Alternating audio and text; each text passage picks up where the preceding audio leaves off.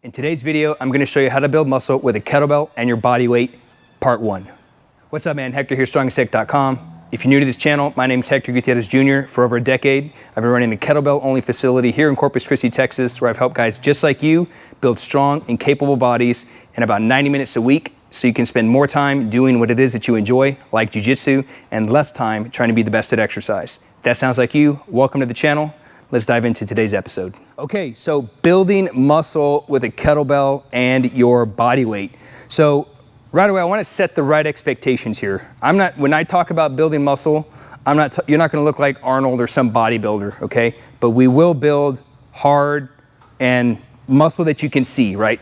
Chiseled, or however you want to define that for yourself. But you can build muscle with just your body weight only and a kettlebell. Look at like some of the most muscular athletes there are, right? You look at calisthenic athletes, all they do is body weight training. You look at gymnasts, all they do is body weight training, and these dudes are jacked, okay?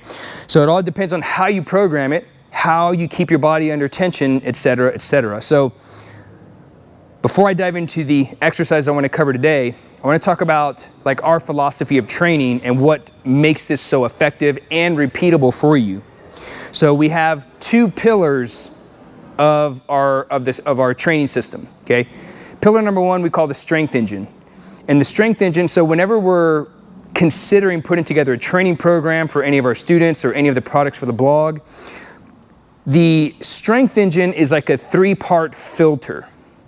And anytime we're going to create a program or we're going to do something like physically active, we want that thing to pass these 3 filters. Okay, filter number 1 is less is more. Like less is more is our overall philosophy when it comes to strength training. Okay, so we don't need all these exercises. We don't need all this equipment. Okay, so less is more. Think this is where skill training comes in, right? Strength is a skill training. This is where practice versus workout comes into play. Leveraging things like time under tension, hyper-radiation, like all these little these small skills. These are the things that give you more and argue better results with less equipment, with less moving parts. Okay, so less is more. So whatever it is that we're going to continue think about putting together, less is more. The second filter that it needs to pass is fewer moving parts. So example, single kettlebell, double kettlebell. Double kettlebell is not fewer moving parts. So think of the strength engine as like this hyper minimalism approach. Barbells, a lot of plates. I love barbell lifting. Barbell deadlifting is one of my biggest passions right now. Too many moving parts. All these different exercises, too many moving parts. Okay, so we want to follow a less is more approach.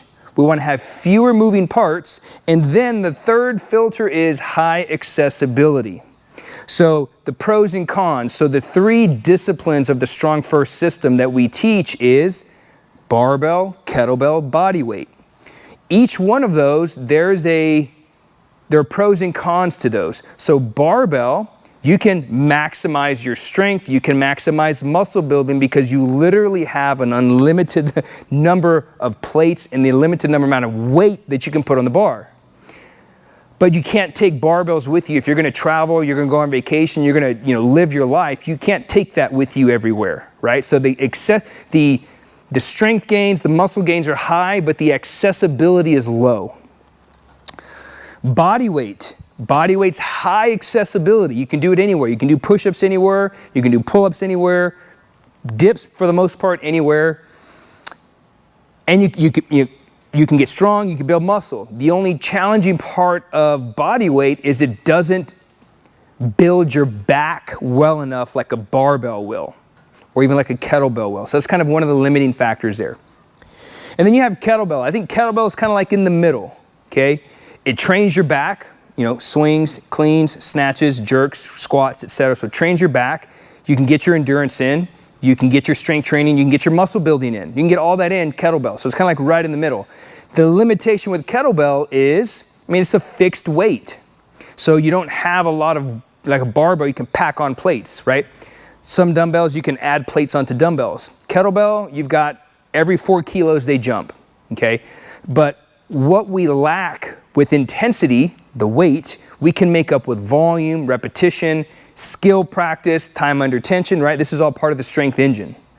And so what we're gonna focus on today for muscle building is we're gonna work on kettlebell body weight. And I'm just gonna give you 3 exercises you can do to build muscle with a kettlebell and your body weight. And the first one is just good old-fashioned push-up, okay? Good old-fashioned push-up. So a lot of my strength training today when it comes to like pressing movements is just the push-up. And this leads us into, forgot to mention, our second pillar. So we got the first pillar is the strength engine. Less is more, fewer moving parts, high accessibility, okay? The other pillar, this is the practical pillar. This is where we do the actual training, the exercises, the repetitions, etc. And so the power engine consists of 3 sub-engines. The first engine is what we're gonna cover today. That's the power 4. So the power 4 are the 4 key patterns, movement patterns that we have found get you stronger the fastest, build the most muscle, okay? And one of those patterns is what we're gonna cover today, upper body push. Upper body push. So that could be a push-up, that could be a bench press, that could be a kettlebell press, that could be a dip. So anytime you're putting a program together, we wanna make sure it includes an upper body push. And so what we're gonna cover today is we're gonna cover 2 horizontal pushes, and then we're gonna cover 1 vertical push, because you wanna mix these different movement patterns, okay? So I'm gonna cover just some brief like how-tos on how to do this, all right? So for the push-up, very important here when we're gonna start our push-ups, we wanna make sure that our hands stay in line with our shoulder, okay? So I'm sure you've seen all the different push-up variations out there. You got these wide push-ups, you got diamond push-ups, etc., right? I don't recommend wide push-ups because it puts a lot of strain on the shoulder. The rationale for why you would want to do wide push-ups is because it puts more stress on the pec and you kind of build this outside part of the pec, and that's true. But the physiological cost that comes with that is more stress in the shoulder, okay? And so if you ever find like, man, my shoulders kind of bother me when I do push-ups, it could be your arms are too wide and you're not aligning yourself. So when you come down for your push-up, I like to set up for my push-ups on all 6 points, my toes, my knees, and my hands, because I can take the time to make sure my shoulder is underneath my hands, okay? I don't want my hands wide because now there's nothing supporting my shoulder, okay? So hands underneath. Now, this is one of the biggest mistakes I see when we're teaching our students how to do push-up, when I see people doing push-ups at certifications like the bodyweight certification that we teach at Strong First. The first movement here tends to be unpacking the shoulder and moving laterally. Here's what I mean. So you get all this part right. Hands are under the shoulders, everything looks great, everything looks solid, but the first movement is this, laterally. See, some elbows going this way. That puts stress in the shoulder. So now what's happening is the shoulder is pressing, not your tricep. I would rather you put stress in the muscle, tricep, instead of stress in the joint of the shoulder, okay? So when you're down here, you want your elbows, what we call the elbow pit. The pit of the elbow needs to be pointing forward, not inward. You see that? So if my elbow pit is turned inward, my shoulder is already disconnected. So when I turn my elbow pit to you, you'll notice my shoulder connects in and it gets tight. So now my shoulder's safe and secure. And now that my elbow pit is facing you, the only way for my elbow to bend is back, okay? But when my elbow pit is turned this way, the only way it can bend is this way, all right? So that's one of the key things I see when people are working on the push-up. And so you want to come straight back, almost like you're doing like a cable row, right? You see those cable rows like in a gym. This is essentially what you're trying to do, okay? You wouldn't do a cable row like this. You don't have the leverage to do that. Cable row goes straight back. So think of the push-up as like an upside down cable row, all right? So Hand position is number one. The next thing I recommend when you get set up for the push-up is set one leg at a time. So once you get into position, elbow pits are facing forward, set one leg, and then the next leg, okay? Then you're in the right push-up position. Now, before you start the descent, before you start going down, we want to make sure that our body weight is positioned in the right position, okay? This is strength engine concept here, skill practice. So when I set up here and I step back, I want to make sure that I'm not on my toes. So you see, when I'm on my toes, my body weight shifts forward. So guess where all of the weight is distributed? In my upper body, okay? Which is good. If you want to challenge, if you want to make the push-up harder, do that, right? There are push-up variations. It's called the planche push-up, and that's kind of more like a gymnastic style push-up where their hand is still under the shoulder, but they're more far forward like this. So this is going to really work the triceps like even harder. That's a highly advanced push-up. If you're just learning this, we don't want to use that one just yet. So once we set up, we don't want our weight to be in our toes because now it's actually harder.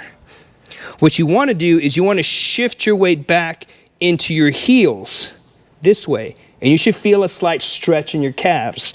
When I shift my weight back this way, more of the weight is distributed in my feet and not my arms. And it's going to be easier, right? It's still going to be a challenge, but now I've moved some of that body weight. So now I can have a more effective push-up, okay? The next thing, now that you've got that set up and you start your descent,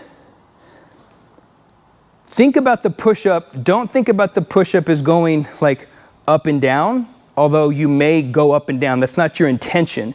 Think of the push-up as like a bridge, okay? So here's your feet, here's your hands, your upper body. You want it to do this, okay? Like a bridge versus this, okay? So here's what I mean. Once you get into position, okay, and you set yourself, I don't want to like everything comes straight down, okay? I want to focus on just lowering my body, upper body, and then pushing right back up, okay? So it may look like I'm still going up and down, but my intention is not that, okay? So elbows go straight back, okay? Elbows go straight back, and then I'm pushing back towards my feet. I'm not trying to push up, I'm trying to push back into my feet. So you probably noticed that my legs didn't go down as much. They stayed fairly in the same position, and it was mostly just my body dropping down and then coming back up. That's your intention for the push-up. Elbows, hands under the shoulders, okay? Elbow pits are facing forward, and you want to pull your elbows like you're doing a cable row. Hands will be right by the chest. Then squeeze the ground like you're trying to claw your fingers through the ground and drive your elbows in as you push, okay? That's the push-up. So you're gonna see the push-up in a whole new light. So here's what I recommend you do. When you practice this, set a baseline first. Set a baseline first. Everything that I just showed you, imagine you never heard it. Get on the ground and do like 5 push-ups or 10 push-ups, however you would normally do them. Set a baseline. Then come back and work on all the setup that I showed you. Hands underneath the shoulders, elbow pits pointing straight ahead, weight shifted into your feet, and then doing the drawbridge versus up and down. Set a baseline first, then add the technical skill practice, strength engine principle, and make note of the difference. I promise you, you're gonna see a significant difference. You might even feel stronger. This is how you get more with less, right? So this is all strength engine principle that I'm showing you here, okay? So one more time. Hands under the shoulders, set the leg, 1 and 2. Okay, elbow pits are forward. My neck is neutral. I'm not dropping my neck. I stay neutral, shift my weight back, bring my elbows into my rib cage. My legs, for the most part, stay exactly where they were. And then I drive right back up. For building muscle, I recommend keeping your repetitions 10 to 15 reps, okay? But here's the thing. Depending, so that's a big, that's a spectrum there. For you, depending on what your strength level, what your skill level's at, you might get to 5 and you're already burning out, okay? When the push-up slows down, just stop, okay? So let's say you're getting a good tempo, 1, 2, and then like number 5 is like getting hard, just stop there, okay? You'll actually get stronger, you'll super compensate and be stronger when you come back a day or 2 days later. So push-up is number 1, okay? Number 1 exercise, body weight exercise. This isn't the number 1, but it's the number 1 that we're covering today. Exercise to build upper body muscle, triceps, builds the pecs, it even builds the forearms, okay? And when you do this right and you work on grabbing the ground, it's gonna build your lats and it's even gonna build your biceps as well, okay? So good old-fashioned body weight push-up. The next exercise to build muscle is the dip. I would say pound for pound, this is probably, if I had to choose one, I think this is the best upper body push to build muscle mass. And it does, not only does it build muscle mass, it builds total body strength and it improves and maintains flexibility. So you may not be ready for this, for the dip, okay? Here's why I say that. Because of the world at large and our jobs and our careers and whatnot, a lot of it requires us to sit, okay? And by sitting, our shoulders round forward, our neck drops forward, right? And then we're sitting for 5, 6, 8 hours a day, and we end up just kind of staying in this position. And so we're not able to expand the rib cage, get our shoulders, so we don't walk around like this as much anymore. And it's just because of the demands of our careers and our jobs. That's why when we're focused on strength training, we want to mostly train extension exercises. So what's an extension exercise? A deadlift, you're working on extending your knees and extending your hips. Kettlebell swing is an extension exercise. The jerk is an extension exercise. You're extending your thoracic. The dip is a shoulder extension exercise. So because we're rounded forward, you're not going to have good shoulder extension anymore. This is why guys jack their shoulders up when they do bench press, because the shoulders are preset into this rounded position, and now they're trying to take their shoulders into shoulder extension, and it doesn't have the range of motion.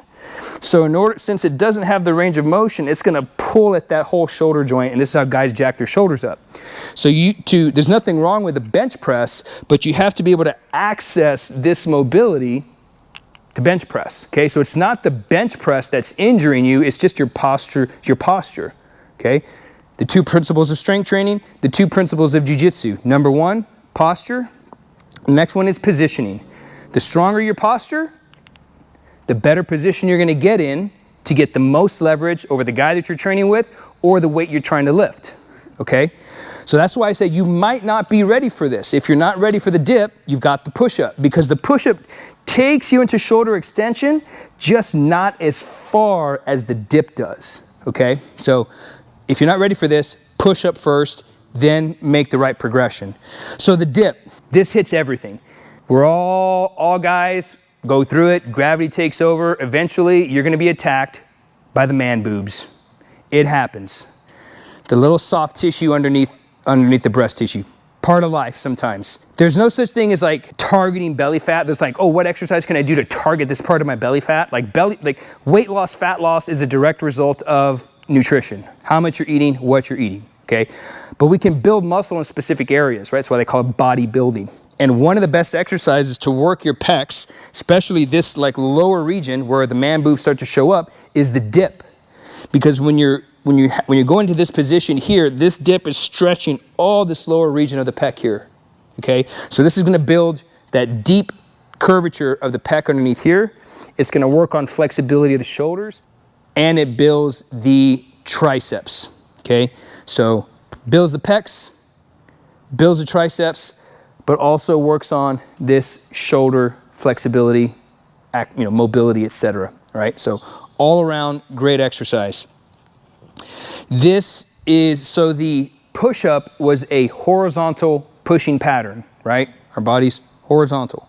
The dip is also a horizontal pushing pattern, okay? So depending on your strength and your skill level, you'll choose one over the other. And you can even cycle through these.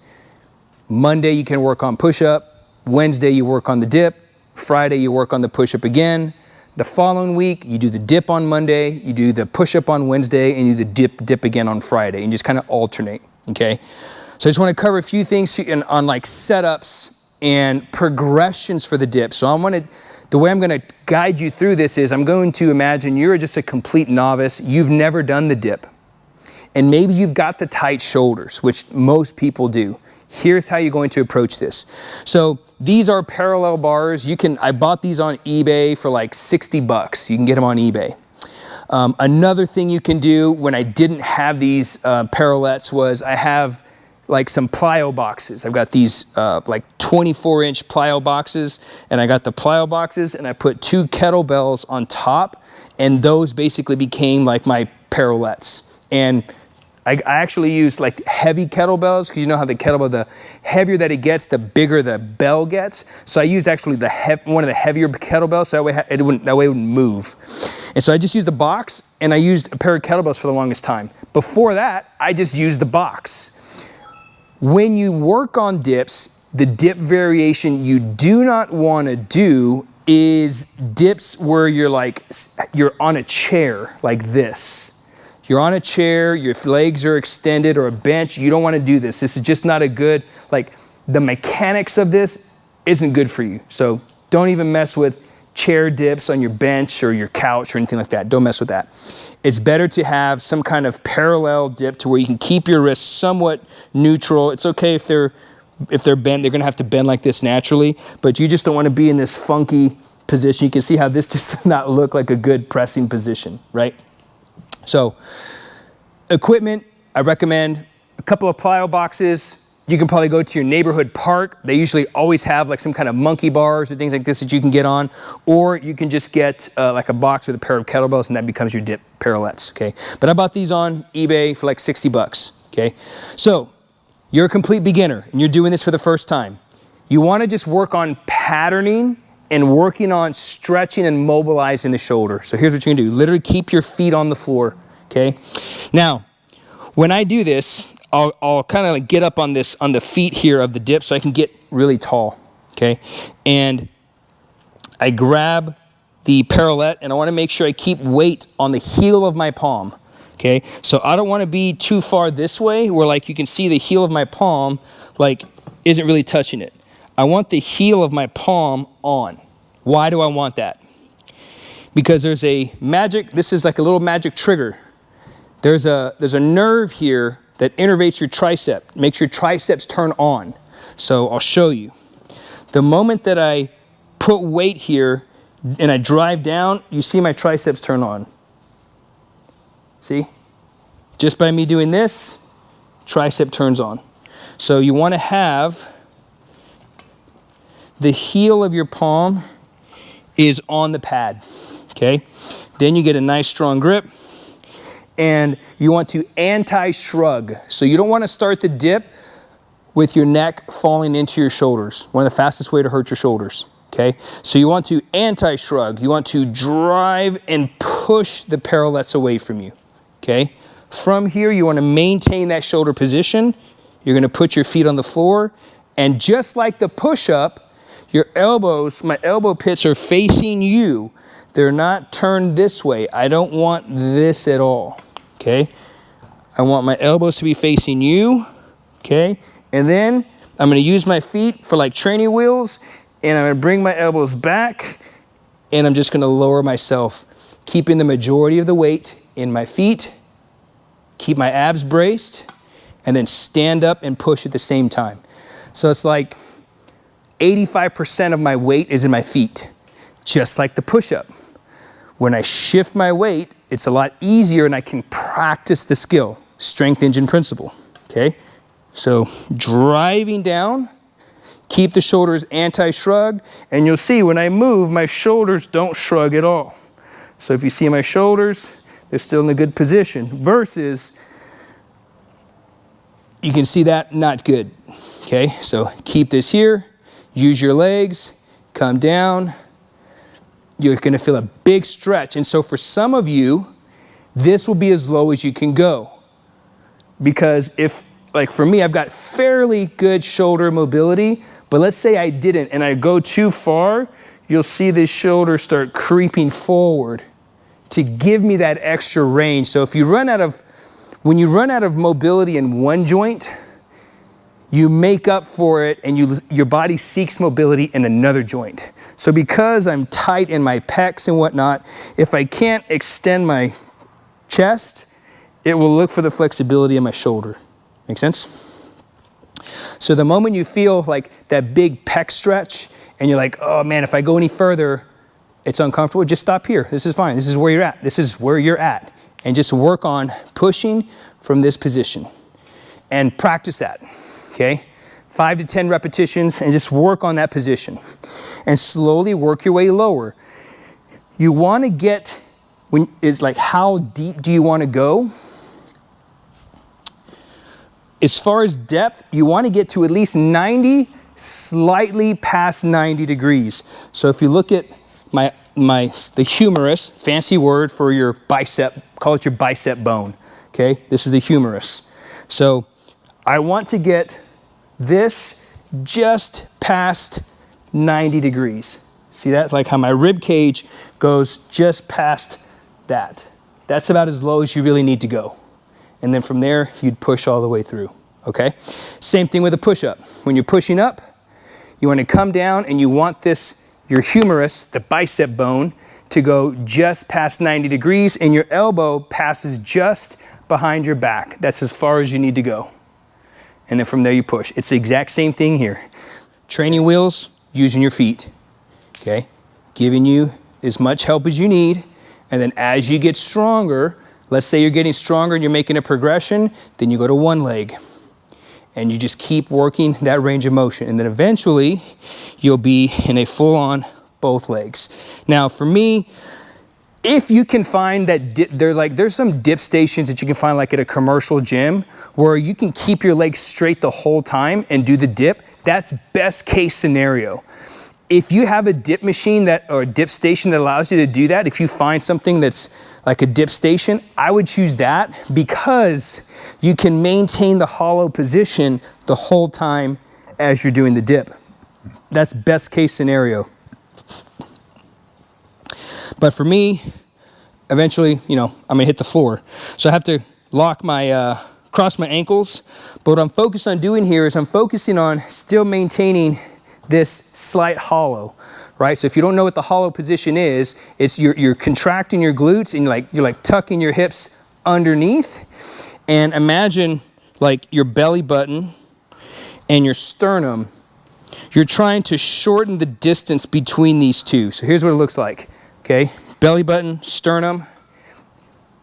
You see how I just increased the distance. So we don't want to do the dip from here. You want to decrease the distance between these two, and that's compressing your abs together. So this is the hollow, okay?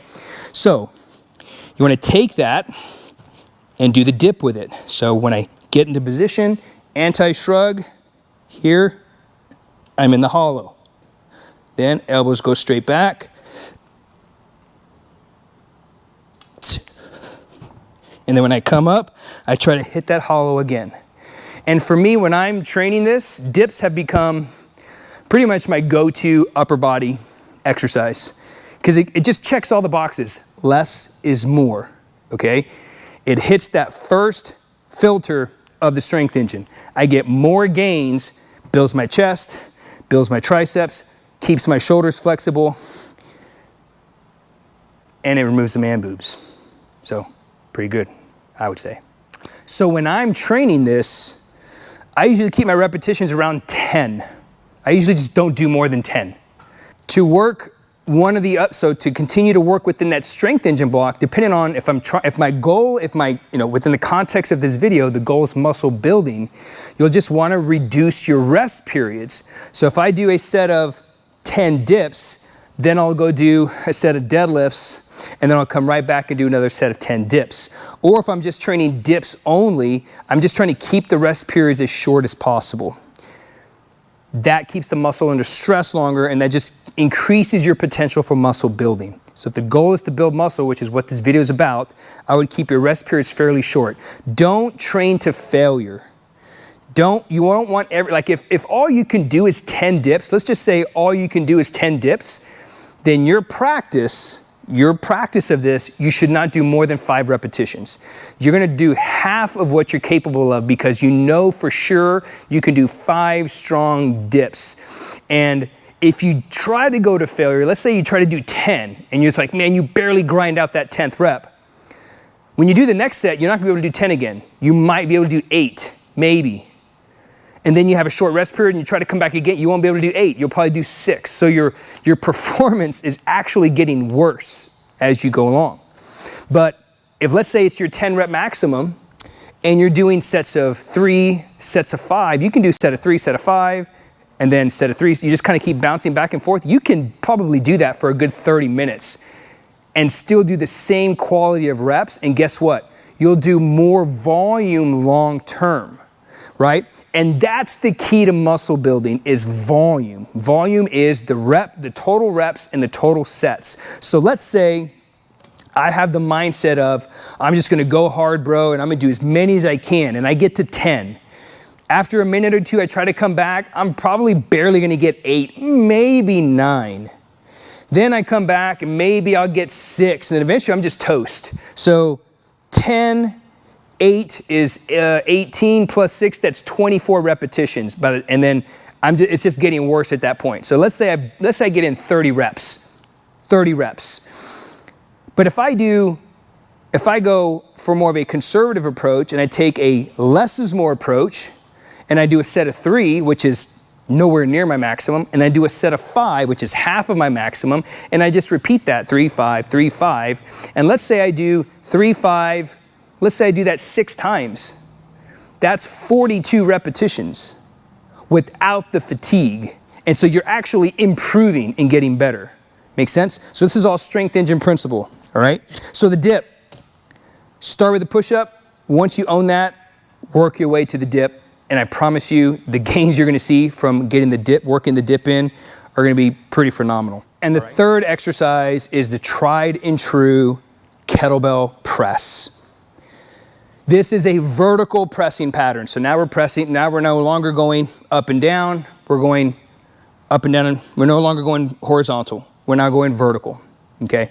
Kettlebell press is what most people think about. Aside from the swing, most people think about the kettlebell press when you think about kettlebells. You think about the kettlebell press, you think about the push press, you think about the jerk, okay? So this is part of one of the upper body pushes, part of the power 4 of the power engine. So a few key things to focus on when you're doing the press. To leverage the strength engine, less is more approach, right? This is where our skill practice comes in. This is where irradiation, which is a fancy word for squeezing and pre-tensing some of your muscles. Okay, so you're gonna clean the bell. If you don't know how to do the clean, do a cheat clean. You're gonna rack the bell in the rack position. What I want you to focus on doing here is squeezing your legs, squeezing your butt tight. And then your free hand, you don't have to go white knuckle, but just make a tight fist, okay? So let's say 100% effort that you were trying to like maybe crush a coal or something like that and trying to get a diamond out of it. Do like 30%, okay? So just keep it tight. Keep your abs braced, just like the hollow that we showed. Keeping this short here, and then your pressing arm here, and then you do your press, okay? So demo. Clean. If you don't know how to do the clean, let's say you're new to kettlebells, whatever side you're gonna press with, grab, the other hand supports, and it's called a cheat clean. Hike it back, and just bring it up, okay? I recommend you do that if you're a beginner. So from here, I want my hand, my fist, to be below my chin. If it's up here, my shoulder's disconnected, okay? And this is not a good pressing position, okay? Hand below the chin. My legs are locked, my butt cheeks are tight.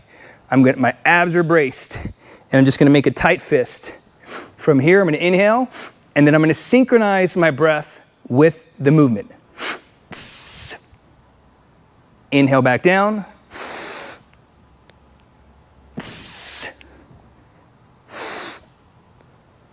And then you perform your repetitions, okay?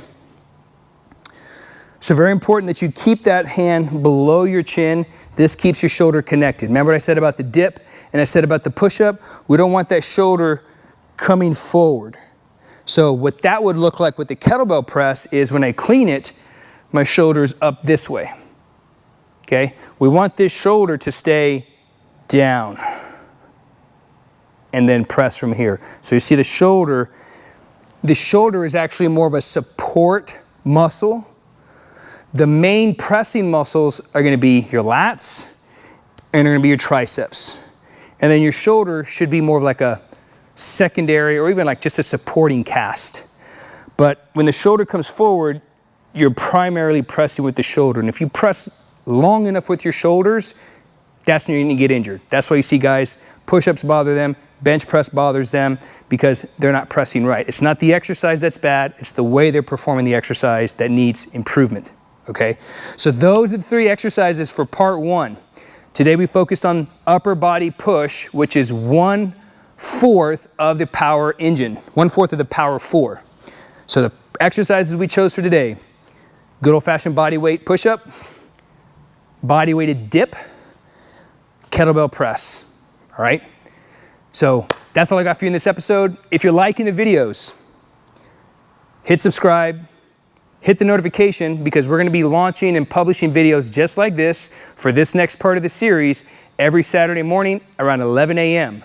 So if you wanna know when those are gonna come out, be sure to subscribe, hit the notification, and hit the like button. And even leave me a comment. Let me know what you're thinking about this series. Let me know what you're thinking of past series. Over my shoulder, you'll see access to previous episodes in this whole entire Concepts of Strength Training series. So that's all I got. I'll see you on the next one. Peace.